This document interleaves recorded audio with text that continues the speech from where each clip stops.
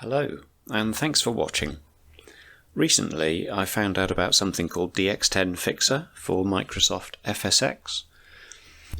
It took a bit of research to work out really what it is that this utility does, and is it still relevant today, and is it worth paying for? So I'm going to take you through what I've learned about it, and then hopefully that's of some use to other people coming along in the future. Before I bought it, I was just a little bit concerned, would it work? Because the year's 2020 at the moment. I've got Windows 10 on my PC. The current version of DirectX is 12. Would this work? Fixing something from DirectX 10? And yes, it does. After a while I found some forum posts that clarified that.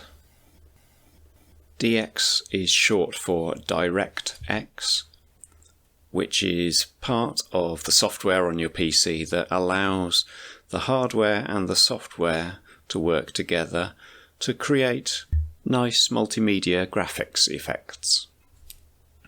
I gather that when FSX was being developed years ago, DX9 was the current version, with DX10 being in development, and the FSX designers didn't finish optimizing FSX to use DX10, so they introduced an extra setting that you can select to try DX10 if you want, but without that it will fall back on DX9. This is found in the graphics settings in FSX, and it's a tick box for DX10 preview. With that selected, when I tried the preview, it didn't really work very well. In my Orbix scenery I got floating black squares where lights were. I've read about people saying that runways were flashing. So this DX10 Fixer, I believe, sorts out those problems and makes DX10 run as it should do within the simulator. An internet search for DX10 Scenery Fixer takes you to Steve's FSX Analysis website with good instructions for how to download and install the fixer. There's also a sister application called Cloud Shadows, which you can buy at the same time at a reduced price. So I bought both of those, which made it just under £15 for the two of them, and I'm really pleased with the results. Installation was fairly straightforward. Everything was done within about 30 minutes.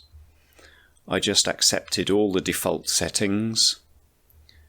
A couple of things to note. Steve does say that first of all you should try ticking the box in FSX to make sure that your PC can run DX10 before you buy anything. And then I got caught out within the Cloud Shadows utility. I didn't read the instructions thoroughly enough, of course. I had to turn up in FSX in the scenery settings. Water effects had to be mid 2.x or higher for the cloud shadows to work. So the main effect that I'm really pleased with is to change the way that sunlight shows inside the cockpit in the virtual cockpit view. Before the utility, the inside of the cockpit would get lighter and darker as you turned towards and away from the sun, but you didn't actually see shadows themselves. But now with the utility and DX10 selected, you see nice sunlight patterns drifting across the cockpit as you turn relative to the sunlight. If you turn directly into the sunlight and look at it, the vision, your vision through the screen changes. You get a bit of sunlight dazzle, which is really good. The clouds project shadows on the ground from the Cloud Shadows utility. Runway lights are represented slightly better. There are all kinds of settings that you can change, but I just accepted all the default values and it's worked perfectly for me. So was it worth spending £15 on this old simulator to just make it slightly better? Yeah, for me it was. A decent payware aircraft would cost a lot more than that, and this has just improved the whole experience for me, really. Definitely worth it. Now, it's not perfect. I don't know if there is a setting that can be changed to affect this, but I haven't found it.